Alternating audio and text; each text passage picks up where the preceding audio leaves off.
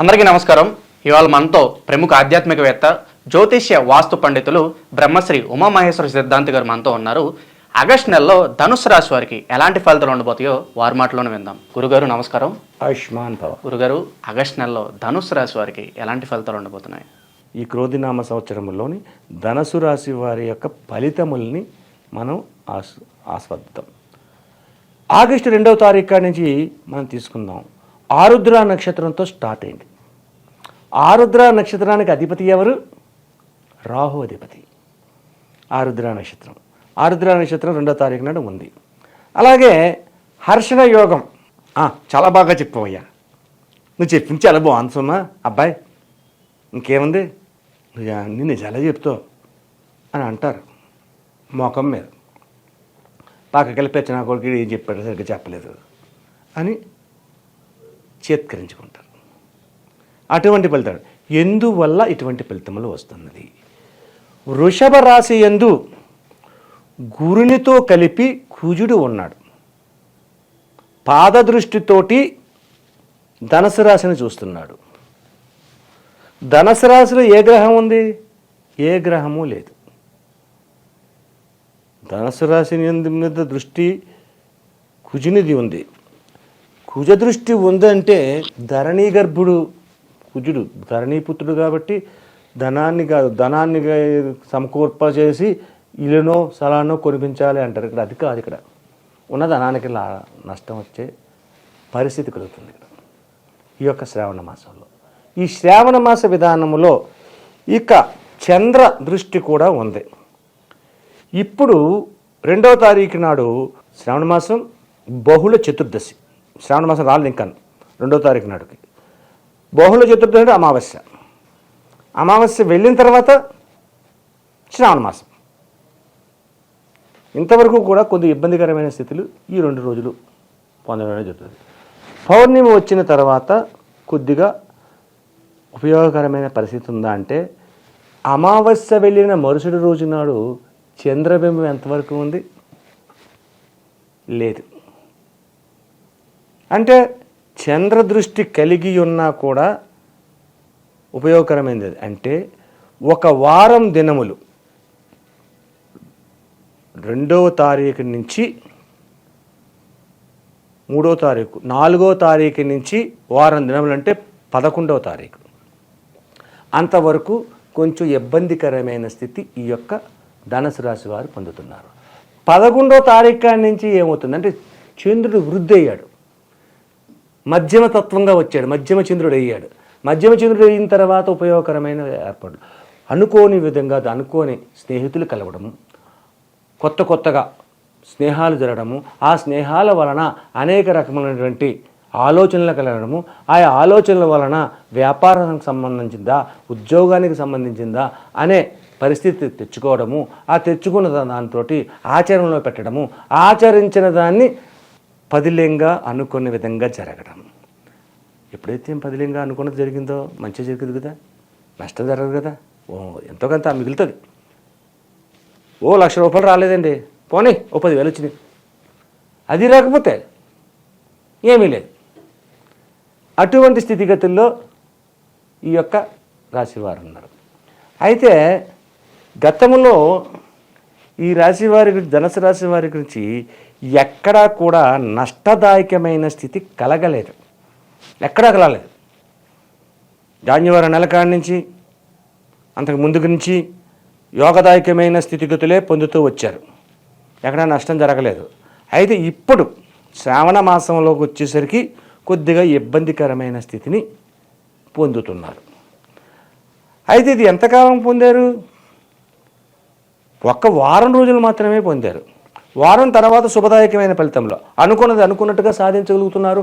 ఏదైనా సరే 10 రూపాయలు వస్తాయన్న చోట 10 రూపాయలు కాకుండా 20 రూపాయలు వస్తున్నాయి అనే విధంగా ఉంటుంది. మిత్రబృందం పెరుగుతుంది. మిత్రులతో, సహోద్యోగులతోటి కలిసి వ్యాపారాలు చేయడానికి అవకాశం ఉన్నది, ఉద్యోగాలు చేయడానికి అవకాశం ఉంది. అన్ని రకములుగా శుభదాయకమైన ఫలితములు ఉన్నాయి.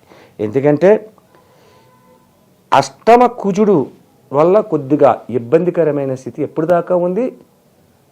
11వ తారీఖు వరకు ఉంది. 11 దాటిన తర్వాత అష్టమ కుజుడు కూడా నష్టదాయకమైన స్థితిని తీసుకురాడు, సుఖదాయకమైన ఫలితాలకు మారిపోతాయి. కాబట్టి ఏ పని చేసినా లాభం కలుగుతూ ఉంటుంది. అనుకున్న సమయానికి చేయగలుగుతారు. ఎప్పుడైతే మనము తలచిన పనిని, తలచిన సమయాన్ని, ఆచరించిన సమయాన్ని సమకూలంగా చేయగలుగుతామో విజయవంతమైన విధానంగా ఆ జీవితం సాగుతుంది. ఇది అక్షర సత్యం. కాబట్టి ఈ ధనుసు రాశి వారికి ప్రతి విషయంలో కూడా అనుకూలవంతమైన స్థితిగతులు కలుగుతాయి. అలాగే చంద్రుని దృష్టి, కుజుని దృష్టి మాత్రమే గురు స్థానమైన ధనుసు రాశి మీద ఉంది. ఏ విధమైనటువంటి చెడు గ్రహ దృష్టిలు కూడా లేవు. మంచిదే కదా, మంచి జరగాలి కదా, చెడు జరగడానికి అవకాశమే ఉంది. ఎందుకు జరుగుతుంది? కానీ ముఖ్యముగా ఈ ధనుస్సు రాశి వారు గుర్తుపెట్టుకోవాల్సిన ఒక విషయం ఉంది, చాలా ఇంపార్టెంట్ విషయం ఇది. ఏదంటే రేపు 2వ తారీఖు నుంచి 11వ తారీఖు వరకు కూడా వాహనములు యందు కానీ లేక ప్రయాణ సాధనములు ఏదైతే ఉంటాయి, కార్లు ఉంటాయి, రైళ్ళు ఉంటాయి, అలాగే స్కూటర్స్, బైక్లు, ఆఖరికి జట్కా బండి కూడా, అంటే జటకాలు ఇప్పుడు లేవు కదా అన్నద్దు, ఉంటాయి. అందువల్ల కూడా వీళ్ళకి ప్రమాదం పొంచి ఉంది. కాబట్టి తస్మాత్ జాగ్రత్త, చాలా జాగ్రత్తగా. మనం బైక్ మీద మనం వెళ్తున్నాం, మనం జాగ్రత్తగానే వెళ్తున్నాం, 40 కిలోమీటర్ స్పీడే ఉంది, లేకపోతే ఆగి ఉన్నాం, ఆ తోడు తాగి చూసి గుద్దేస్తాడు, అది ప్రమాదం జరుగుతుంది. అటువంటి విధానాలు జరగడానికి అవకాశం ఎక్కువగా ఉంది. ఈ యొక్క వాహన ప్రమాదములు జరగకుండా ఉండాలి అంటే ఏం చేయాలి? అది త్వరగా మన రెమెడీలో చెప్పుకుందాం. అయితే వాహన ప్రమాదాలు అంటే జరగకుండా ఉండాలంటే జరగడం ఆపేస్తుందని కాదు, ఆగదు. మనం రెమెడీ చేసుకున్నందువల్ల ఇలా తగలవలసిన దెబ్బ ఇలా తగులుతుంది, ప్రమాదం జరుగుతుంది. అంటే ఉద్రతో పోయి ప్రశాంతమైన అలవాటు వస్తుంది. అది కూడా రాకుండా అంటే ఏం చేయాలి? చిన్నగా తగలాలనుకుంటే ఏం చేయాలో తర్వాత చెప్పుకుందాం. ఇక ఈ యొక్క ధనుసు రాశిలో ఉన్న ఉద్యోగ రంగం గురించి నేను చెప్తున్నాను. ఉద్యోగ రంగంలో ఉన్న వారికి ఆగస్టు నెలలోని ప్రమోషన్స్ రావడము, మంచి అధికారులతోటి మన్ననలను పొందడము, రాజయోగ్యత పొందడము అనేది సాగుతూ ఉంటుంది.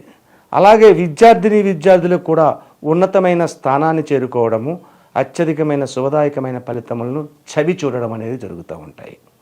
భార్యాభర్తల మధ్యన కలహములు, కలతలు లేకుండా అన్యోన్యకరమైన జీవితాన్ని పొందడం అనేది ఈ యొక్క ధనుసు రాశి వారికి కలుగుతూ ఉంది.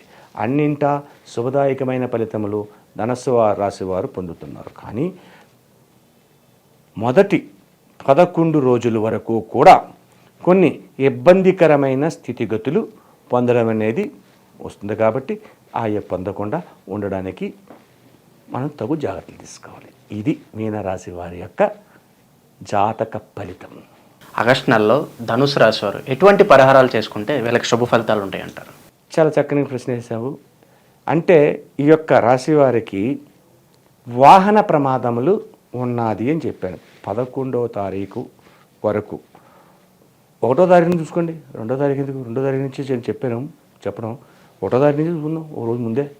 11వ తారీఖు నుంచి అన్నది 12వ తారీఖు దాకా చూసుకోండి. అటు ముందు ఒక రోజు, వెనకాల ఒక రోజు పెంచుకుందాం. ఈ యొక్క వాహన ప్రమాదాలు సంప్రాప్తం అవ్వకుండా తప్పించుకోవాలంటే ఏం చెయ్యాలి? ఒక గుమ్మడికాయ కొనండి, బూడిద గుమ్మడికాయ అంటారు. దానికి మధ్యలో ఒక చిన్న నాటు పెట్టండి. ఒక శుక్రవారం నాడు పెద్దలు ఎవరైతే ఉన్నారో ఆ పెద్దల్ని గుమ్మానికి అవతల వైపు నిలబెట్టమనండి. గుమ్మానికి అవతల వైపు నిలబడండి. ఉండి ఈ గుమ్మడికాయని దిష్టి తీయమనండి. సాయం సంధ్యా సమయంలో చీకటి పడిన తర్వాత ఆ యొక్క దిష్టి తీసిన తర్వాత హారతికల పూర్వం ఆరకుండానే బయటికి తీసుకెళ్ళి 4 రోడ్ల జంక్షన్లో బద్దలయ్యేలాగా బద్దలగొట్టమనండి. అదొకటి చెయ్యండి ముఖ్యంగా. ఆ తర్వాత చేయవలసింది కనకదుర్గాదేవి ఆలయంలో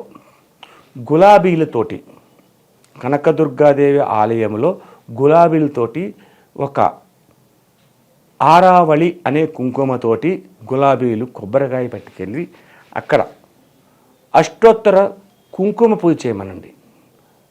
ఉదయకాలాన్నే శుక్రవారం నాడు, శుక్రవారం ఉదయం అష్టోత్తర పూజ అమ్మవారికి, సాయం సంధ్య సమయం గుమ్మడికాయ. ఇది కొడితే ఈ యాక్సిడెంట్ అనే ప్రమాదాల నుంచి తొలగడం అనేది తప్పుతుంది. ఇక మీనరాశి, ఈ యొక్క ధనుసు రాశి వారికి ఉన్న విధానాన్ని ఏ రకంగా తీసుకోవాలంటే, పూజా కార్యక్రమాన్ని తీసుకోవాలంటే ఈశ్వర తత్వాన్నే తీసుకోవాలి, పరమేశ్వర తత్వాన్ని తీసుకోవాలి. పరమేశ్వర తత్వాన్ని తీసుకోవాలంటే ప్రతి సోమవారం, ఎన్ని వారాలు, 4-5 వారాలు వస్తాయి. ఆ 4-5 వారాలు ఈశ్వరుడికి అభిషేకాన్ని నిర్వర్తించండి. ఆ అభిషేకాన్ని నిర్వర్తించుకుంటే ఆ రోజునాడు, ఈశ్వరాభిషేకం చేసిన రోజునాడు ఈ యొక్క రాశివారు సాయం సంధ్యా సమయంలోని ఆలయంలోని దీపాన్ని నమస్కరించండి. ఆలయంలో దీపాన్ని పెట్టి దీపాన్ని నమస్కరించండి. ఎప్పుడైతే ఈ రకంగా చేస్తారో ఈ ధనుసు రాశి వారికి ఉన్నత శిఖరాలకు చేరడానికి, ఉన్నతమైన గౌరవ మర్యాదలు పొందడం అనేది జరుగుతుంది. సర్వే జన సుఖినో భవంతు. వీడియో నచ్చితే లైక్ చేయండి. ఆగస్టు నెలలో ధనుసు రాశి వారికి ఎలాంటి ఫలితాలు ఉంటాయి, అలాగే వారు చేసుకోవాల్సిన పరిహారాల గురించి వివరించినందుకు ధన్యవాదాలు గురుగారు. ఆయుష్మాన్ భవ.